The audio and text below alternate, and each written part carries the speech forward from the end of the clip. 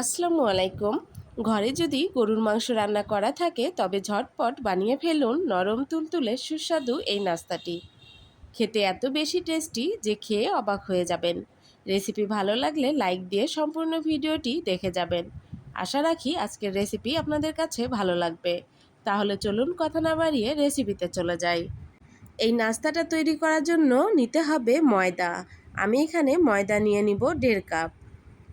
এখানে আটা ব্যবহার করা যাবে না, ময়দাটাই নিতে হবে। 1.5 কাপ ময়দার জন্য নিয়ে নিতে হবে 1 চা চামচ পরিমাণ ইস্ট। এর থেকে বেশি ইস্ট নেওয়া যাবে না, তাহলে ইস্টের একটা ঘ্রাণ পাবেন, তখন আর খেতে ভালো লাগবে না। এখন দিয়ে দিলাম হাফ চা চামচের কম লবণ এবং 2 টেবিল চামচ পরিমাণ রান্নার তেল।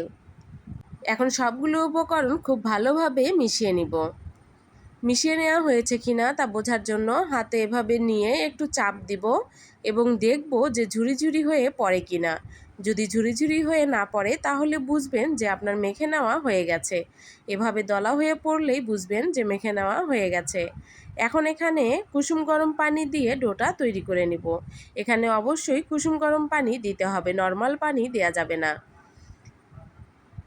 অল্প অল্প করে পানি দিয়ে ডোটা তৈরি করে নিব। বেশি শক্তও হবে না, আবার নরমও হবে না।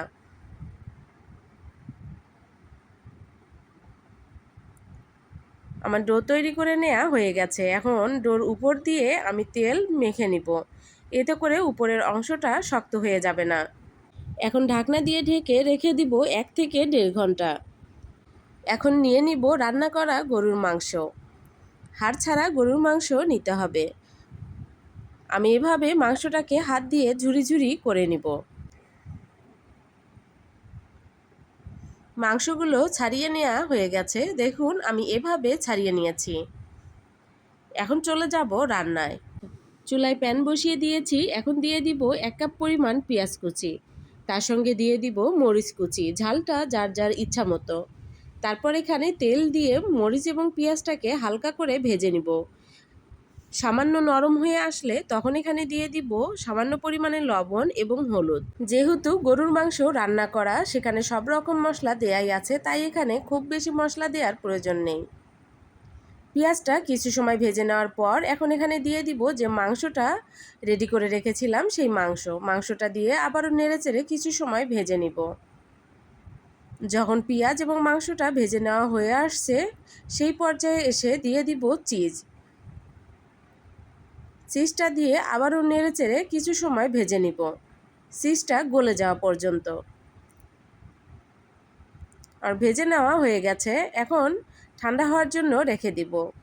এদিকে ডোটাও সেট হয়ে গেছে। আমি 1.5 ঘন্টা পর ডোটাকে নিয়ে এভাবে একটু চাপ দিয়ে বাতাসটা বের করে দিলাম। তারপর ছোট ছোট করে লিচি কেটে নিয়েছি। আপনারা আপনাদের পছন্দ মতো তৈরি করে নিতে পারেন, বড় অথবা ছোট। এখন এভাবে হাত দিয়ে মুড়িয়ে নিব। এবার ছোট করে রুটির মতো বেলে নিব, একটু লম্বা করে।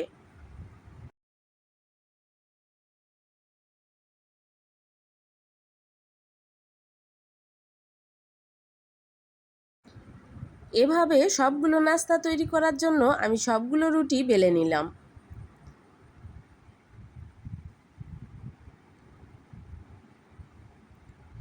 এখন এর ভিতর যে পুরটা রেডি করে রেখেছিলাম সেই পুরটা নিয়ে নিব। পুরটা দেওয়ার পর দুই পাশ থেকে ধরে একটু চাপ দিয়ে নিলেই হয়ে যাবে। এই নাস্তার শেপটা দেয়া কিন্তু অনেক সহজ, দেখে নিশ্চয়ই বুঝতে পারতেছেন। একটু ভালো করে চাপ দিয়ে নিতে হবে যেন ভাজার সময় ভিতরে পুরটা বাইরে বেরিয়ে না আসে। দেখে নিশ্চয়ই বুঝতে পারলেন যে আমি কিভাবে করে নিলাম। এখন একটু ডিজাইন করে নিব, তাই চামচের পিছন পাশটা দিয়ে এভাবে চাপ দিয়ে নিলেই সুন্দর একটা ডিজাইন চলে আসবে। আমি সেম পদ্ধতিতে আরও একটা করে দেখাচ্ছি।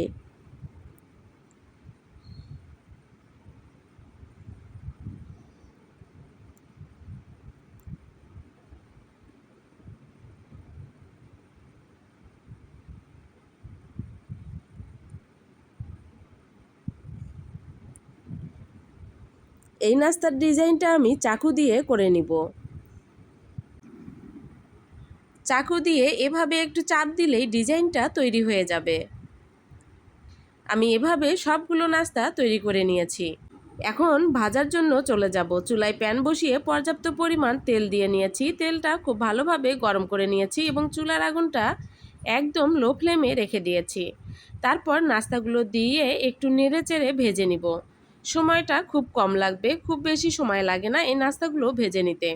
অল্প কিছু সময়ের মধ্যেই ভেজে নেওয়া হয়ে যায় এবং তেলটাও কিন্তু খুব কম পরিমাণে টানে। নাস্তাগুলো ভেজে নেওয়া হয়ে গেছে, এখন আমি উঠিয়ে নিচ্ছি। নাস্তাটাকে আরও টেস্টি করার জন্য এবার নাস্তার উপর দিয়ে দিব ঘি। ঘিটা অপশনাল, যদি ঘরে থাকে তবে দিতে পারেন, আবার নাও পারেন। ঘি ছাড়াও নাস্তাটা খেতে অসম্ভব মজার হয়ে থাকে। আশা করি আজকের রেসিপি আপনাদের কাছে ভালো লেগেছে। যদি রেসিপি ভালো লাগে তবে প্লিজ একটি লাইক দিয়ে যাবেন।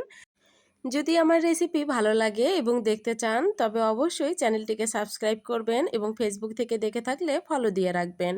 সবাই ভালো থাকবেন সবার পরিবারকে নিয়ে। দেখা হবে অন্য কোনো ভিডিওতে। আল্লাহ হাফেজ।